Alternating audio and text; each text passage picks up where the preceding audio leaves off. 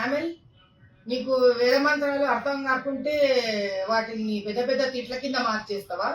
కొన్ని తిట్లైనా అర్థమయ్యే భాషలోనే మాట్లాడినావు కదా, తెలుగు భాషనే కదా అది. అవి నాకు అర్థం కాదు. ఇక మంది క్రిస్టియన్ మతం కదా, అది ఎట్లా మంది కాదా, విదేశీ ఉంది, తెల్ల ఉంది.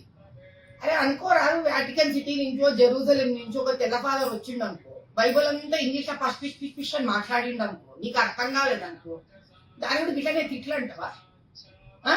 ఏం తిట్లు తిట్టినావు? ఎరకనేనా నీకు అసలు? అమ్మలను తల్లులను కన్న స్త్రీలందరినీ అమ్మన అట్లా తిట్లు తిడతావు నువ్వు.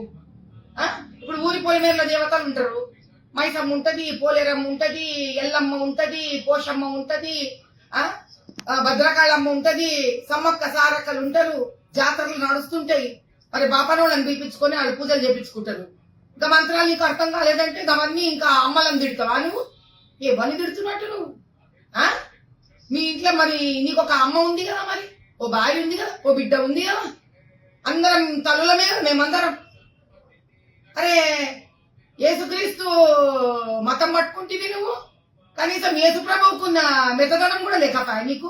ఎన్నడన్నా ఆయన తిట్టంగా వింటివా? గిట్ల తిట్లు తల్లులను తిట్టంగా వింటివా?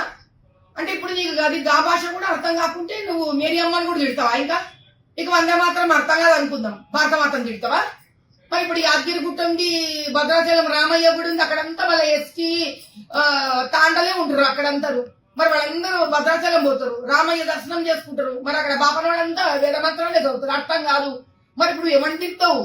తాండలలో ఉన్నమా ఎస్టీ అనగములను తిడతావా? ఈ తిట్లంతా వాడు అమ్మలను తిడతావా? గా బాపనోళ్ళని తిడతావా? గా మంత్రాలు రాసిన మహర్షులను తిడతావా? ఎవరిని తిడతావా నువ్వు ఈ తిట్లు? ఎవరిని తిడతావు నువ్వు ఈ తిట్లు?